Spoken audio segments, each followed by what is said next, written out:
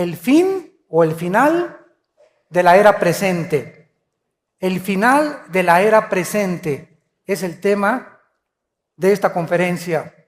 En la carta de segunda de Pedro, capítulo 3, versículo 9 al 13, dice: el Señor no retarda su promesa, según algunos la tienen por tardanza, sino que es paciente para con nosotros, no queriendo que ninguno perezca, sino que todos procedan al arrepentimiento. Pero el día del Señor vendrá como ladrón en la noche, en el cual los cielos pasarán con gran estruendo y los elementos ardiendo. Esta palabra elementos es átomos en el original griego.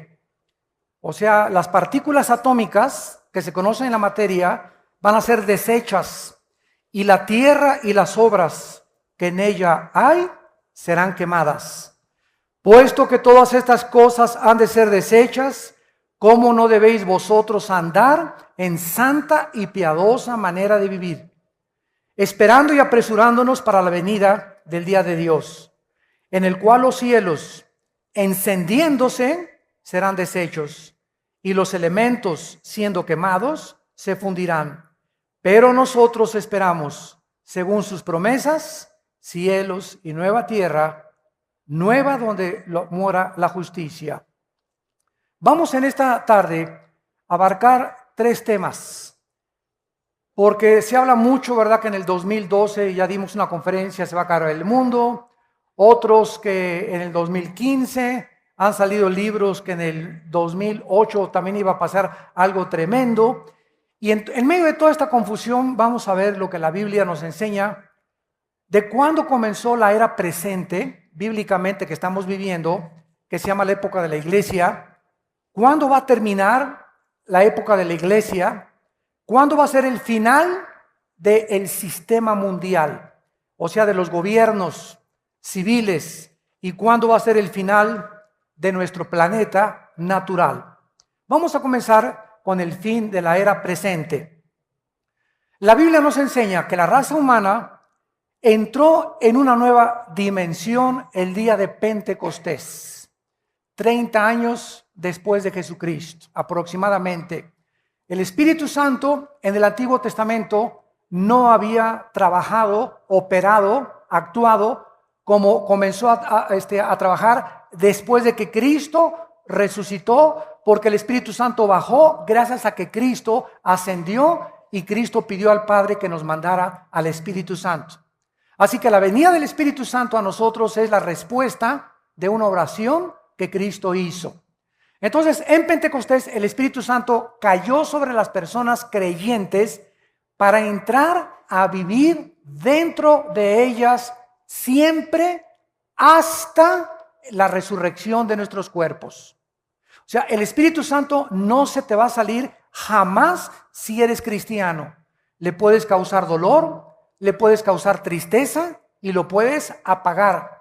O sea, puedes reducir su influencia que Él tiene dentro de ti con tu vida de pecado, o de amargura, o de falta de perdón. Pero Él no se puede salir de nosotros, de acuerdo a Efesios 1, 13 y 14. Estamos sellados hasta el día del rescate o de la redención de nuestros cuerpos. En el Antiguo Testamento el Espíritu Santo venía sobre Sansón, y cuando sentía el Espíritu Santo Sansón se podía enfrentar a 1000 filisteos. A un león le podía abrir las mandíbulas como si fuera un cabrito, y era dotado de una fuerza sobrenatural.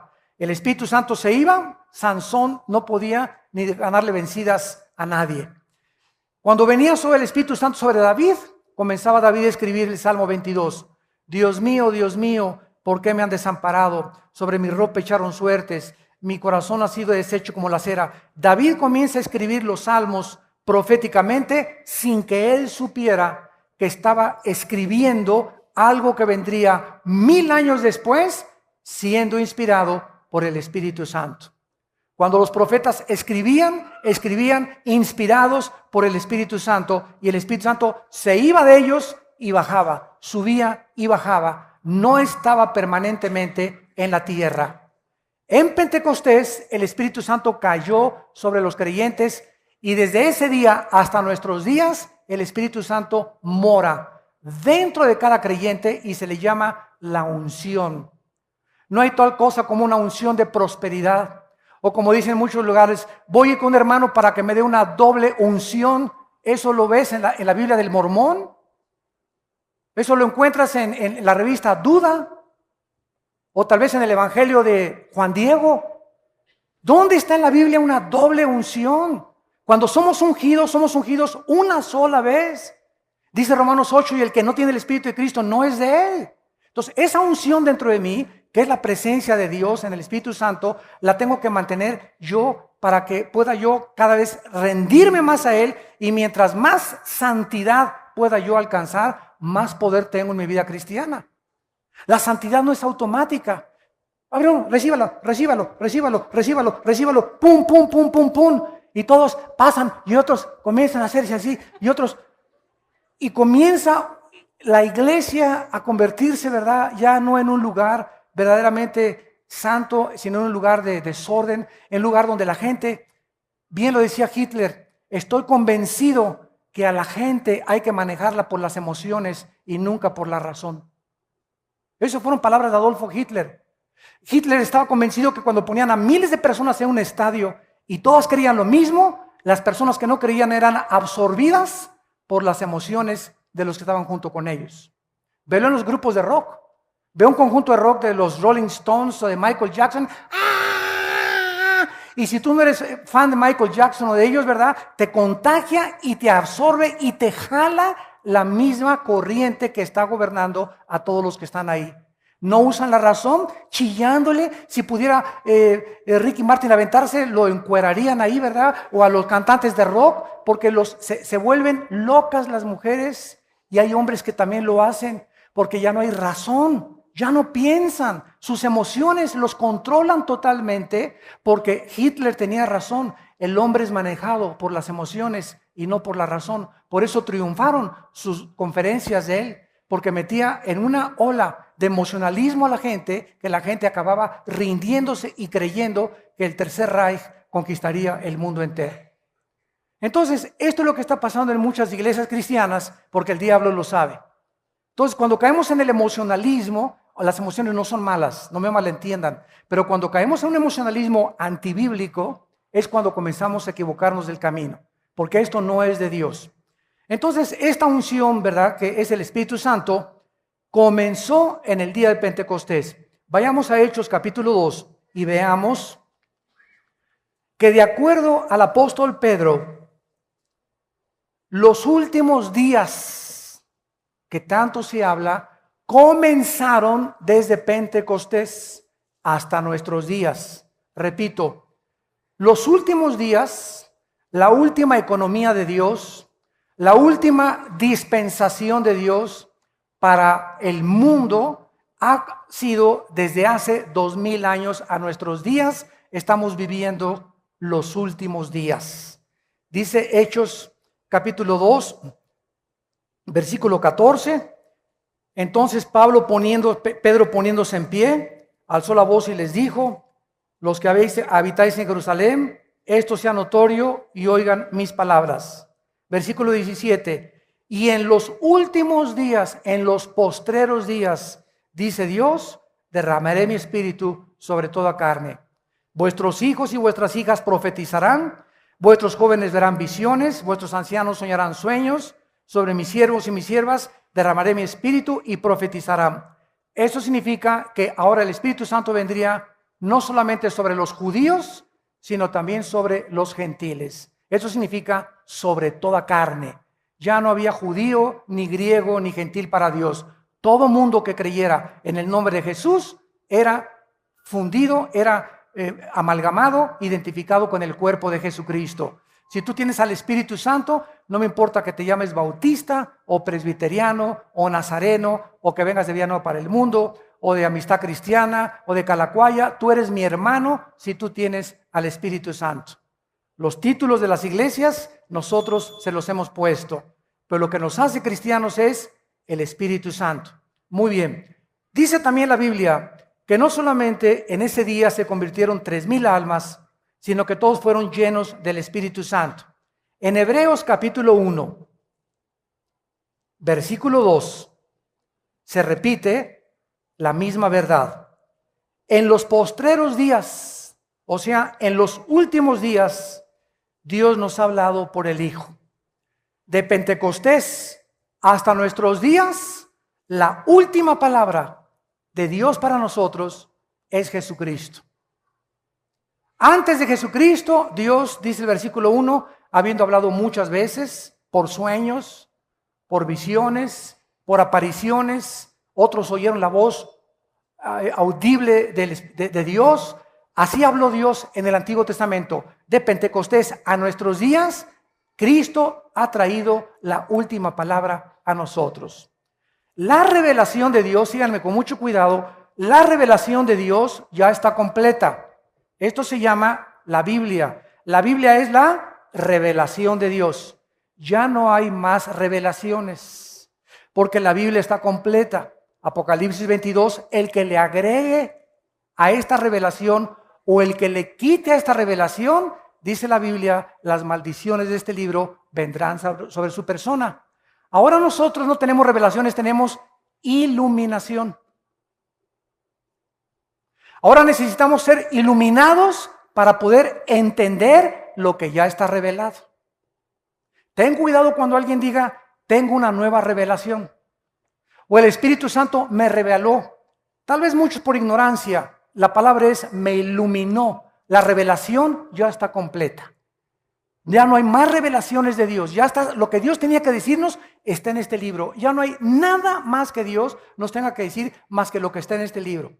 Y el que quiera oír a Dios fuera de la Biblia va a ser engañado.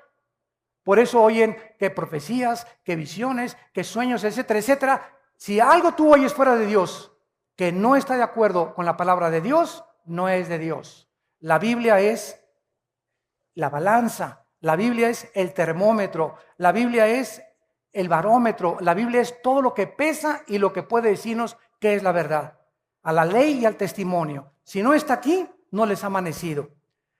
Este Espíritu Santo entonces cae en los últimos días y dice en Hebreos, igual que en los postreros tiempos, Cristo habló a nosotros y nos ha hablado a través de su palabra. Y finalmente, en Primera de Pedro, capítulo 1, versículo 5, el apóstol Pedro nos dice la misma verdad.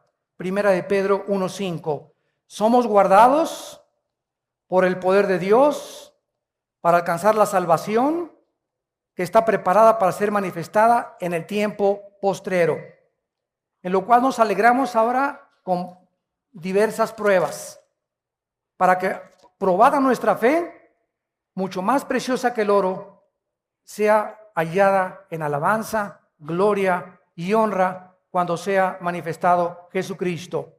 Versículo 20, ya destinado desde antes de la fundación del mundo, pero manifestado en los últimos días. Concluimos pues que los últimos días son desde la venida del Espíritu Santo hasta que Cristo regrese. Estamos viviendo en los últimos días que han durado 2000 años. Antes de la muerte de Cristo, vivimos los tiempos de la ley. La ley fue dada por Moisés. Ahora es el tiempo de los gentiles o el tiempo de la gracia de Dios. En el año 586 antes de Cristo, Nabucodonosor llegó a Babilonia y conquistó a los judíos por primera vez en la historia y se los llevó a Babilonia. Y desde ese año hasta nuestros días se llama el tiempo de los gentiles, que está atravesando el tiempo de nosotros, los últimos tiempos, porque hasta que Cristo regrese, los judíos no van a tener gobierno, no van a tener adoración, no van a reconocer al Mesías. Cristo le llamó en Lucas 21:24 el tiempo de los gentiles. Y nuestra época va a terminar ¿cuándo? ¿Cuándo se acaba la iglesia? Cuando seamos arrebatados. Primera de Tesalonicenses 4:13 al 17. Cuando Cristo venga en el aire y seamos nosotros sacados de nuestro cuerpo, vamos a ser transformados en fracciones de segundo nos vamos a reunir con Él en el aire y nos vamos a ir con Él al cielo, a las bodas del Cordero, y vamos al tribunal de Cristo para ser recompensados, mientras en la tierra va a atravesar la gran tribulación, la ira de Dios.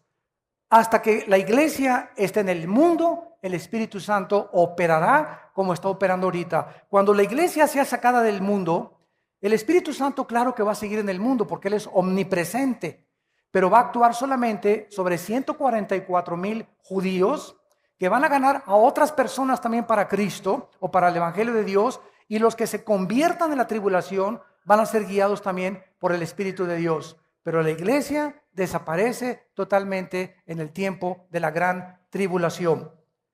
Cuando termina la gran tribulación, terminan los sistemas mundiales. Todas las sociedades del mundo, desde Adán hasta nuestros días, han intentado, operado, experimentado con diversos gobiernos. Llámese nacionalsocialismo de los nazis, comunismo, socialismo, democracia, etcétera, etcétera. Los seres humanos han intentado gobernar a los seres humanos. Y todos los sistemas humanos han sido caracterizados por la injusticia, la ambición, la avaricia, las guerras y la violencia. Todos han sido corrompidos y todos han tratado de explotar a los demás.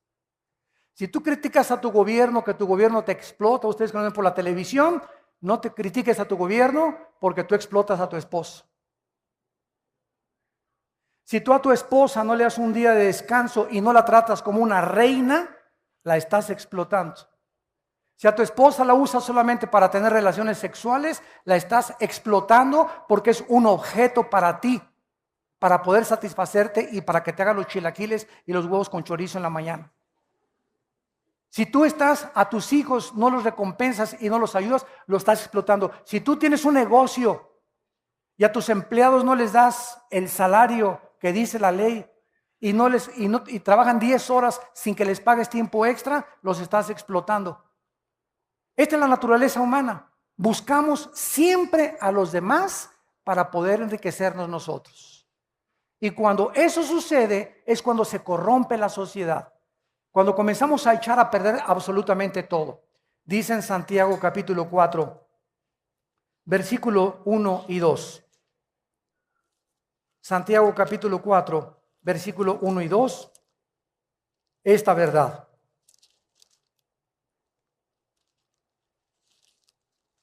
¿De dónde vienen las guerras y los pleitos entre ustedes?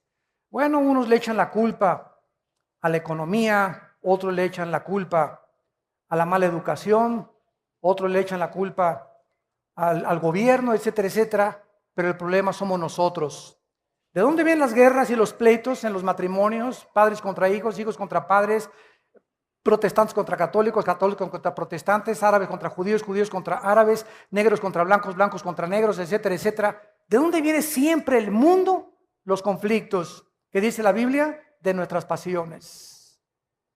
Dentro de nosotros hay una fuerza de maldad que trata de poder buscar mi bien, mi felicidad, mis intereses, mis propiedades, y no me importa si peso a Jorge, si piso a Carlos, si piso a mi esposa, si piso al que sea, no me importa si piso a 40 millones de personas, como lo hizo Hitler y José Stalin y Mao Zedong y los grandes dictadores.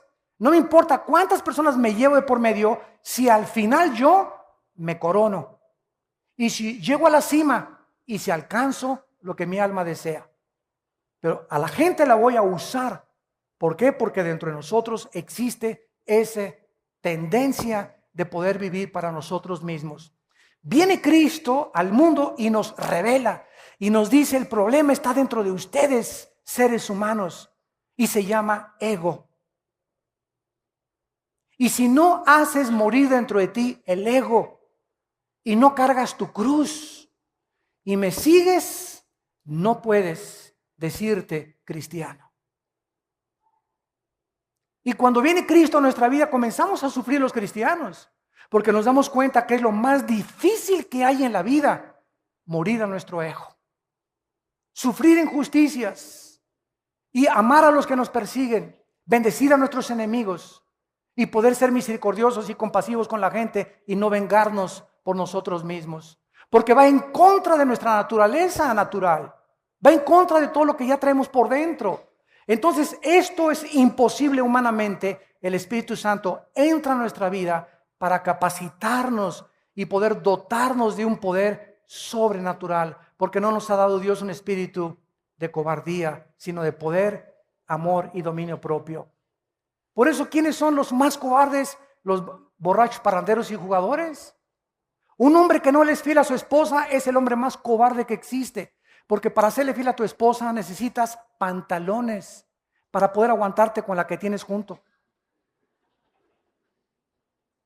Se necesitan pantalones y bien expuestos. ¿Por qué? Porque cuesta trabajo comenzar a dominar las pasiones, y eso solamente los valientes arrebatan las cosas para el reino de Dios. Qué fácil es inmediatamente, pues ya me voy con otra y con otra, como hace poco confesó el gran golfista internacional Tiger Woods. Lo agarró su esposa como con 15 al angelito. Lo ventanean por todos los periódicos, pero él habló a los medios de comunicación hace como una semana o 2 semanas, y me gustó mucho lo que él dijo porque fue muy sincero. Él no era cristiano, pero él dijo lo siguiente: quiero decirle al mundo que yo me creí, por el poder que tenía y el dinero que tenía y la fama que tenía, que yo podía tener lo que yo quisiera y que no tenía por qué conformarme con una. Entonces eso me hizo a mí querer agarrar a otras mujeres, y ahora me he dado cuenta que esas pasiones que me llevaron por mi fama y mi dinero y mi poder destruyeron mi familia y mi matrimonio, que es lo más precioso que Dios me ha dado. El muchacho se metió, no sé con quién, ¿verdad? Dicen unos que ya se hizo cristiano, otros que no, yo no sé, ¿verdad? La verdad, pues la cuestión es que regresó con su esposa, está volviendo otra vez a los campos de golf y está volviendo otra vez quebrantado y entristecido por haber ofendido a Dios. Miren la diferencia entre otra artista de cine que acaba de ganar un Oscar, Sandra Bullock, con la película del negrito que adopta ahí en su casa, que se las recomiendo. La vimos allá en una iglesia cristiana, nos la recomendaron. Es una gran película que acaba con el racismo. Esta muchacha, Sandra Bullock, le dan el Oscar, y saliendo del Oscar de Hollywood le dicen que su esposo se han dado como con 15. Se casó con un fabricante de motocicletas que se llama, bueno, me recibo el nombre. Entrevistan a este hombre y le preguntan que por qué adulteró con Sandra Bullock. ¿Saben lo que contestó? Porque pues yo soy adicto al sexo y ella estaba muy ocupada en los estudios y no tenía tiempo para mí. O sea que el angelito cree que el matrimonio es, aquí la tengo que tener noche y día. Se me antoja a las 3 de la tarde, a las 5 y a las 8 me echo el clavado. O sea, se casó con un objeto verdaderamente. Él no sabe, ¿verdad?, que muchas veces vamos a estar separados, y ¿qué voy a hacer cuando me separo de mi esposo 1 semana, 2 semanas, 3 semanas? Porque soy adicto al sexo, ¿voy a cometer adulterio? ¡Qué cobardía de persona!, ¿verdad? La pobre muchacha, esta artista de cine, la tuvieron que internar a un hospital psiquiátrico casi 1 semana, que le dio el patatús de saber nada más que ganó el Oscar y perdió su familia. Pero así es el mundo que estamos nosotros viviendo todos los días. Y otros artistas ya se han descarado completamente, están diciendo, ¿verdad?, yo soy homosexual, ¿y quién? ¿Y qué? ¿Verdad?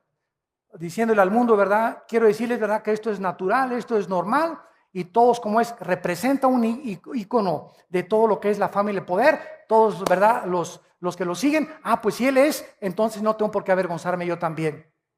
Y el problema está que el diablo quiere que lo acabemos aceptando como normal.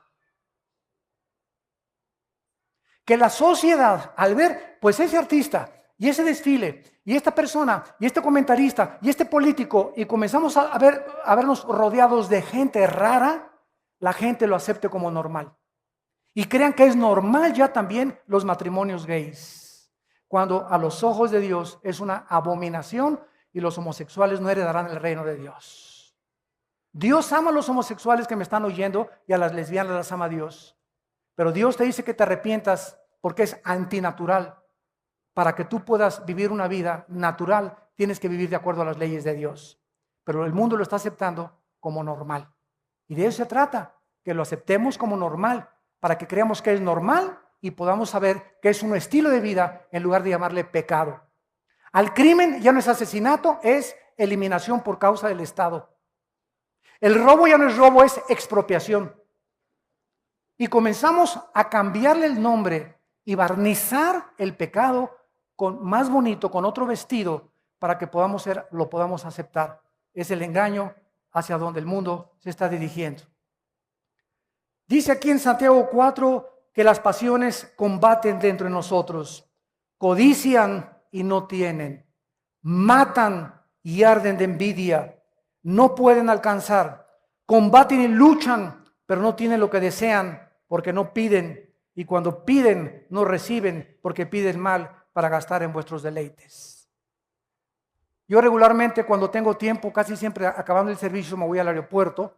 Discúlpenme muchas veces que no tengo tiempo para ministrar. En el primer servicio sí ministro a mucha gente, pero mucha gente que viene conmigo a saludarme, a ministrarme, llegan y me dicen: hermano, ¿me echa la bendición? ¿Cuántos años tienes, hermana, en Cristo? Pues ya tengo como 15 años. ¿Cómo que écheme la bendición? ¿No quiere que también le eche agua bendita, le digo? O hermano, fíjese que con un rollo le digo: hermano, ahorita estoy saludando a la gente. Si quiere usted consejería, no se la puedo dar en un minuto. Aquí tenemos a los pastores entre semana, tenemos las oficinas aquí en el sur para dar consejería. Haga una cita con los pastores, con las edecanes, y aquí damos las pastoras y los pastores consejería entre semana. Usted necesita sentarse 40 minutos, una hora con un pastor o con una pastora para atenderla. En 30 segundos no le puedo resolver el problema. Y por eso te dicen: échame la bendición para que me vaya bien. Eso es paganismo, ¿verdad? Eso es superstición. Es como cuando metes un gol, se persignan, ¿verdad? Bueno, ¿por qué lo hacen? Por ignorancia nada más. Es una crítica constructiva porque no saben que al hacer esto, ¿verdad? Ellos están diciéndole: gracias, Señor. Bueno, por lo menos gracias a Dios, ¿no? Y al salir de la cancha también la persinada, diciendo: que me vaya bien, ¿verdad, Señor? No me importa si engaño a mi esposo, no me importa si soy adúltero, no me importa si estoy robando, pero échame la bendición, Señor. Ese es el mundo que vivimos de ignorancia. Dice en 1 Timoteo 6:10, raíz de todos los males es el amor al dinero. ¿Qué corrupción hay ahorita en la iglesia? El amor al dinero. Los ministerios están mandando esta clase de sobres que les enseñé, pidiendo dinero con una unción de prosperidad. Imagínense nada más. Me mandas un sobre, oro por ti, y en un año no tienes pérdidas en tu negocio. O sea, una fe inmediata, un camino inmediato a la santificación. O sea, milagros a la marucha. Winston Churchill dijo estas palabras: la democracia es la peor forma del gobierno humano, con la excepción de otras formas de gobierno que han sido experimentadas de vez en cuando. A ver si le entendieron.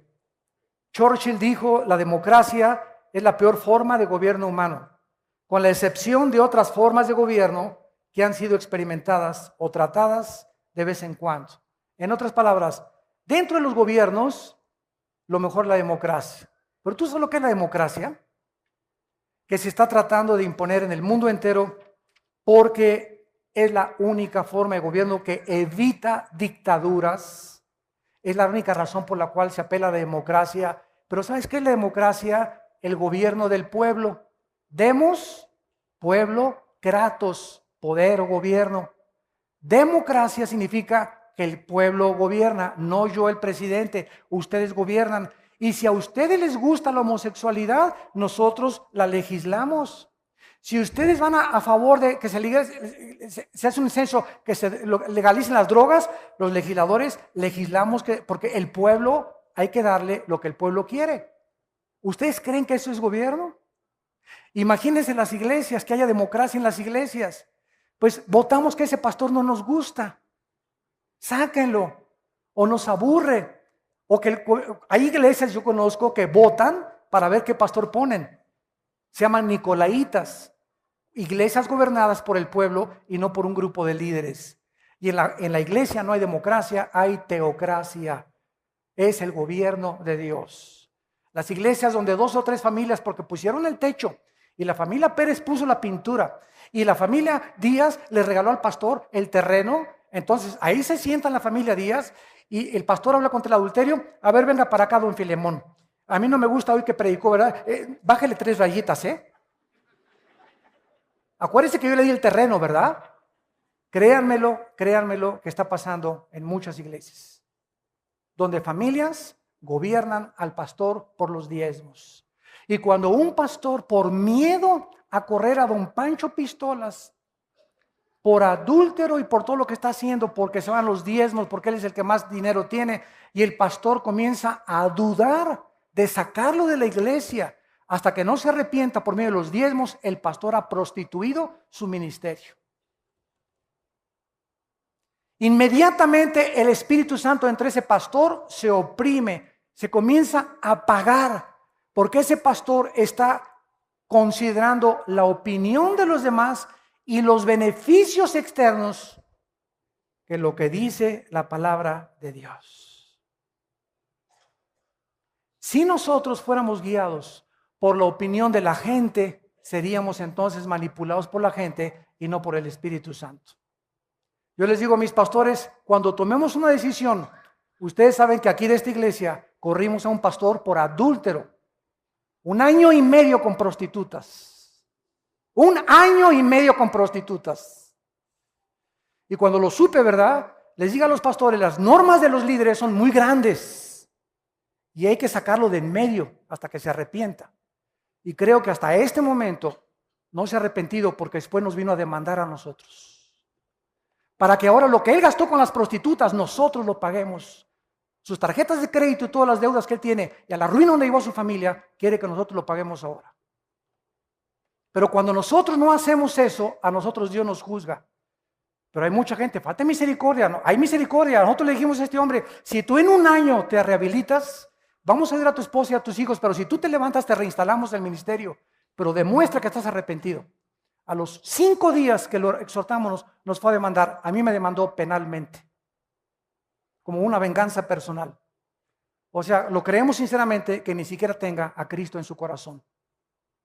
Miles de pastores que están infiltrados, no solamente con nosotros, en otras iglesias.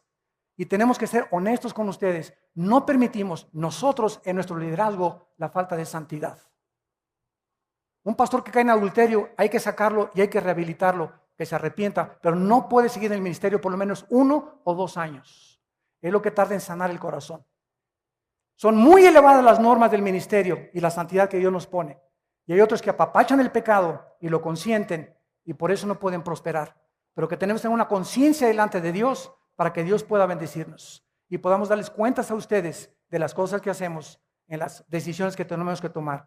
Cuando tomamos decisiones que son por Dios, no nos importa lo que diga la gente. Mientras sepamos que es Dios y la Biblia la que nos apoyan, no tengamos los líderes temor de las opiniones de la gente, porque siempre habrá gente que hable mal de nosotros, que nos juzgue, que nos malinterprete, que nos critique, pero nosotros sabemos que este libro es nuestra guía y tenemos la conciencia limpia delante de Dios. Y si las normas de la santidad no se elevan en la iglesia, el pueblo se comienza a pervertir. Josué, dile a Acán que con toda su familia fuera de la iglesia. Muchos me decían, oye hermano, pues la familia del pastor sufre cuando lo sacan. Es que díganle a ese pastor que cayó en adulterio que esas son las consecuencias del pecado. Cuando pecamos arrastramos a nuestra familia y nadie es responsable más que él. Hundimos nuestro matrimonio, hundimos a nuestros hijos, damos mal testimonio y lastimamos a las ovejas. Es muy alto el dolor y el daño que hacemos los líderes cuando un líder cae. Muy grande el dolor. Cuando hay un padre de familia, lastima a su familia. Cuando cae un pastor, lastima a 500 familias. Por eso Dios nos pide a nosotros 100 veces más que a cualquiera de ustedes. Santiago capítulo 3, versículo 1. No os hagáis muchos de ustedes líderes para que no sufran mayor condenación. ¿Ahora quiere seguir siendo pastor? Y finalmente, el final del mundo actual natural. Muchos cristianos creen que al fin del reino milenial, el cosmos será consumido por el fuego y dejará de existir. Quiero decirles algo. La Biblia enseña que cuando venga Cristo, nos va a sacar, va a venir la tribulación y Cristo va a regresar al final de la tribulación a inaugurar 1000 años. La ecología de la tierra va a ser cambiada, las flores ya no van a tener espinas, va a haber partos. Isaías 65 dice que va a haber reproducción sexual en el milenio, así que si no te has casado, espérate, todavía hay tiempo. En el milenio vamos a cosechar, vamos a regresar a la agricultura, ya no va a haber cemento en las calles, no va a haber edificios, todo va a ser cabañas, todo va a florecer, vamos a comer uvas, plantas como Adán y Eva en el huerto del Edén, va a ser un Edén en la tierra, pero al mismo tiempo va a seguir habitando la muerte en medio de nosotros, porque el pecador de 100 años será maldito. Cuando acabe el milenio, entonces el diablo es soltado, Apocalipsis 20, y viene a engañar al mundo entero otra vez para la última guerra mundial, para levantar a todos y asaltar Jerusalén, donde está Jesucristo gobernando con el rey David. Cuando Satanás sea derrotado al final del milenio, entonces Dios va a hacer cielos y tierra nueva. Y entonces dice Apocalipsis 22, y ya no habrá maldición, porque el último enemigo que será vencido será la muerte. Pero todavía en el milenio va a haber rebeldes, por eso dice la Biblia que va a regir con vara de hierro Cristo. ¿Por qué? Porque necesita tener la vara de hierro, porque todavía va a haber rebelión dentro de muchas personas que pasaron al milenio sin cuerpos glorificados. Nosotros cuando regresemos al milenio a vivir con cuerpos glorificados que ya habíamos sido sacados antes de la tierra, vamos a vivir con Cristo, pero vamos a ir a las naciones a traerlas a Jerusalén a que conozcan al Hijo de Dios. Y finalmente en 2 de Pedro capítulo 3, que fue nuestro texto original, terminamos con esta observación importante y profunda de la palabra de Dios. Dice el versículo 9 que el Señor no retarda su promesa, o sea, señores ateos, como siempre que me enfrento con ateos me preguntan lo mismo, ¿Dios es todopoderoso? Sí, entonces ¿por qué no acaba con el diablo? ¿No puede hacerle así, acabar con el diablo y con la maldad? Claro que sí. ¿Y entonces por qué no ha acabado? Y les contesto, porque comenzaría con usted. Dele gracias a Dios, le digo, don Pancho, dele gracias a Dios que Dios no ha hecho eso. Porque entonces ya no tendría usted la oportunidad de arrepentirse. Y es lo que Pedro quiere decir, el Señor no retarda su promesa, según algunos la tienen por tardanza. El hecho que Dios no haya terminado con la maldad, no significa que no va a terminar con ella algún día. Queremos que fuera ahorita, pero el tiempo es de Dios. Dios no retarda su promesa, sino que es paciente para con nosotros. Porque no ha acabado Dios con el desbarajuste que hay en el mundo, no quiere que ninguno perezca, sino que procedan al arrepentimiento. En esta tarde, ¿cuántos de ustedes que nos ven por la televisión también están escuchando esta conferencia por la paciencia de Dios con tu vida? A lo mejor tu abuelita ya te había hablado de Cristo, a lo mejor eres una persona que vienes 10 años a la iglesia y eres de las que sigues diciendo, écheme la bendición, pastor. Han estado 20 años en la iglesia y todos les ha entrado por acá y les ha salido por allá. No han aprendido nada. Siguen igual, no han cambiado sus vidas. No hay amor, paz, felicidad, benignidad, paciencia en sus vidas. Sus caracteres no son los de Cristo. No son mansos ni humildes de corazón. Siguen de rebeldes y siguen criticando y siguen hablando. Ya tienen 10, 15 años en las iglesias. ¿Por qué? Porque la paciencia de Dios se va a acabar. Y es importante que cuando oigas su voz no te endurezcas. Y dice así, pero el día del Señor vendrá, eso no tengamos duda, como ladrón en la noche. Cuando menos lo esperes, viene el Señor y si no la muerte. ¿Se acuerdan lo que les conté de las Torres Gemelas? Ese día, 11 de septiembre 2001, se levantó George Smith, se puso su traje, 32 años de edad, otros 35 años de edad, su corbata, desayunó huevitos con tocino. Mi amor, nos vemos a la 1. Niños, paso por ustedes a la escuela. 3,500, 4,000 personas que trabajaban en las Torres Gemelas, nunca supieron que esa mañana era el último día que le daban un beso a su esposa y a sus hijos. ¿Lo sabes tú mañana? ¿Creen ustedes todos que tenemos toda la vida para hacer lo que querramos? ¿Cuántos de ustedes que me escuchan es la última vez hoy que Dios les ha hablado? Porque tal vez muchos no se van a arrepentir ya nunca. No es que no puedan creer, es que se han decidido a no creer. ¿Cuántos en el avión que iba el presidente de Polonia? 90 políticos en un avión del gobierno, supervisado por los mejores médicos, mecánicos europeos, se va a tierra con 90 pasajeros políticos, incluyendo al presidente de Polonia. ¿Cuántas personas que quisieran estar en sus hogares de repente están en el aeropuerto de Londres ahorita? Tienen una semana que no hay aviones, no hay transportación en Europa a ningún lado. ¿Se imaginan lo que está en un aeropuerto una semana sin dinero? Durmiendo en el suelo con la maleta como cojín. Y tú que tienes tu cama king size todos los días y tu queen size. ¿Cuándo nos podemos imaginar que nuestra situación puede cambiar así? De la noche a la mañana. Dios te puede llevar de la prosperidad a la miseria. En cualquier momento Dios te quita la salud. En cualquier momento Dios te quita los hijos que tienes, el matrimonio que tienes. En cualquier momento las circunstancias pueden cambiar con un terremoto, no, con cualquier cosa. En cualquier momento, en segundos, nuestra vida puede ser transformada. En cualquier momento te pueden decir, usted tiene cáncer terminal. Y de repente tu vida desde ese momento cambia para siempre, porque ahora sabes que tienes tu vida contada. Por eso cuando oigas su voz no te endurezcas. Abre tu corazón al Espíritu Santo. No estamos en Reino Aventura ni en Disneylandia, es un mundo ocupado por el pecado y por la maldad que necesitamos ser fieles hasta la muerte. Necesitamos luchar y contender por la verdad, por la santidad, por la justicia, por la verdad. Pronto viene la persecución en el mundo contra nosotros. Démosle gracias ahorita que les anuncié en la mañana que ya vamos a estar en el Auditorio Nacional dando conferencias. Y el gobierno nos ha abierto las puertas para aquí, estar en el Auditorio Nacional, en el Estadio Azteca. Ya se nos abrieron las puertas. El gobierno está dando cuenta que nosotros, después de 32 años de ministerio, pueden confiar en nosotros.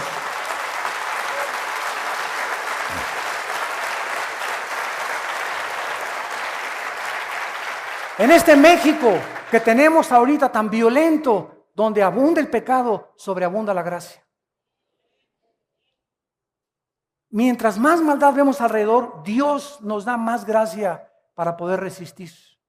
Por eso es tiempo de vivir pegados a este santo libro, ¿verdad? Día y noche, guardarlo, memorizarlo, meditarlo, reflexionarlo, leerlo, estudiarlo, investigarlo. Este libro de verdad que contiene la fuerza necesaria para sostenernos y llegar al final sin tener en qué avergonzarnos. Dice 2 de Pedro, el Señor no retarda su promesa, ha sido paciente contigo, conmigo y con todos los seres humanos, pero ya viene el día como ladrón. Cuando menos lo pensemos, el Señor viene y el mundo será hundido. Si ahorita crees que está sufriendo el mundo, no te imaginas en la gran tribulación. Puesto que todas estas cosas han de ser deshechas, considerando que si no viene Cristo mañana, tú puedes morir mañana, o yo puedo morir mañana, o tú la semana que entra, considerando que tenemos todos que morir, ¿cómo no debemos andar en santa y piadosa manera de vivir? Que te levantes cada mañana y digas, Señor, yo no sé si este es el último día, pero te alabo y te adoro. Dame oportunidad de hablar de ti. Señor, límpiame. Padre Santo, se me está acabando el amor por mi esposa. Dame amor por mi esposa, Padre, porque yo es una responsabilidad. Mis emociones las voy a crucificar. Yo voy a amarla y voy a hacer lo posible por que tú me des ese amor sobrenatural, o por mi esposo, o por mis hijos, etcétera, etcétera. Aléjame de la pornografía, Señor. Quítame esas amistades. Si no nos sinceramos delante de Dios y no le contamos a Dios lo que somos porque Él lo sabe, de todas maneras, Dios no te puede ayudar. No vengas con el pastor, pastor, écheme la bendición. Yo no soy Dios. Yo te puedo decir, hermana, mire, lea esto es lo que dice, pero el que te cambia es Dios. Los pastores no somos dioses. Yo no cambio, ningún pastor puede cambiar tu vida. Ni el papa, ni el arzobispo, ni el monseñor, ni el pastor, ni Pare de Sufrir, ni nadie. Nosotros podemos decirte solamente cuál es el camino. El que te cambia es Dios. Tu problema de tu matrimonio es Dios el que lo va a arreglar. Tu vida la va a cambiar Dios. Tus hijos los va a cambiar Dios, no nosotros. Maldito el que confía en el hombre, dice Jeremías 17. No confíes en que yo voy a cambiar tu vida y tu matrimonio, porque échame la bendición, ore por mí, hermano. Lo voy a hacer, pero el que va a encargarse de tu vida es Dios. Levanta antes los ojos al cielo de venir conmigo con un pastor y pídeselo a Dios antes. Y llórale a Dios, no le llores al pastor, llórale a Dios. Derrama tu alma delante de Dios, no dice delante de los pastores. Para que tú puedas entender que tu relación es con Dios. Nosotros solamente les decimos, esta es la Biblia, esto dice Dios, este es el camino. Pero ¿quién va a cambiar tu vida? Dios. Esperando y apresurándonos para la venida del día de Dios, en el cual los cielos encendiéndose serán deshechos, los elementos siendo quemados se fundirán. ¿Cómo terminará? La tierra, la creación original, terminó con un diluvio. Después vino la recreación, Génesis 1, del 3 en adelante, y el mundo ecológico terminó con el diluvio de Noé. De Noé a nuestros días, los cielos y la tierra permanecen iguales. En la edad del hombre ha disminuido porque la capa de atmósfera que rodeaba la tierra como un invernadero, cuando vino el diluvio, se terminó. El efecto invernadero, y ahora vivimos 70, 80, 90 años, los más robustos. Pero cuando Cristo regrese, todo esto que vemos va a ser terminado, y mientras Él viene, nosotros debemos de vivir una vida de santidad. Porque sin santidad, nadie verá a Dios. ¿Estás tú preparado para encontrarte con Dios hoy en la noche? ¿Dentro de una hora? ¿Mañana? La semana que entra, que venga por ti tal vez, a través de la muerte, de una embolia, un ataque al corazón, una bala perdida. Niños que están siendo muertos de 4, 5, 6 años de edad, de 12 años de edad. En Acapulco acaban de matar a un niño chiquito, fuego cruzado, entre guerra de maleantes. ¿Quién tiene la vida segura? Nadie. Porque estás joven no significa que vas a vivir siempre. Y porque estás viejo no significa que no tienes tiempo de arrepentirte. Vengan a la cruz hoy. Arrepiéntanse de sus pecados. Tomen en serio a Dios, vivan para Él con todo su corazón y dedícale la corta vida que tienes a aquel que dio su vida por ti en una cruz. Oremos. Gracias, Señor, por tu palabra. Gracias, Señor, porque estamos viviendo los últimos días desde que tú viniste al mundo y estos últimos días están por terminarse. Cuando veáis todas estas cosas, guerras y rumores de guerras, pestes, terremotos en diferentes lugares, las gentes alarmadas por la expectación del sonido del mar, los tsunamis, señales en los cielos. En 2012 se profetiza o se anuncia científicamente una alineación galáctica, que el sol emanará radiaciones que dañarán gravemente el planeta Tierra. Señor, todo a nuestro alrededor se está acabando, todo se está desgastando, todo es temporal, este mundo es pasajero. Tú nos quieres abrir los ojos para que veamos las cosas que no se ven, porque todo lo que vemos se va a acabar. Propiedades, dinero, lujos, vestidos, sexo, placer, todo esto va a terminar. Los cielos y la tierra pasarán, pero el que hace mi voluntad permanecerá para siempre. En esta tarde yo te pido que vengas a Cristo. Ustedes que nos ven por la televisión, entrégale tu vida a Dios en este momento. Hoy es tu oportunidad, no la desperdicies. Tú no tienes comprada tu vida.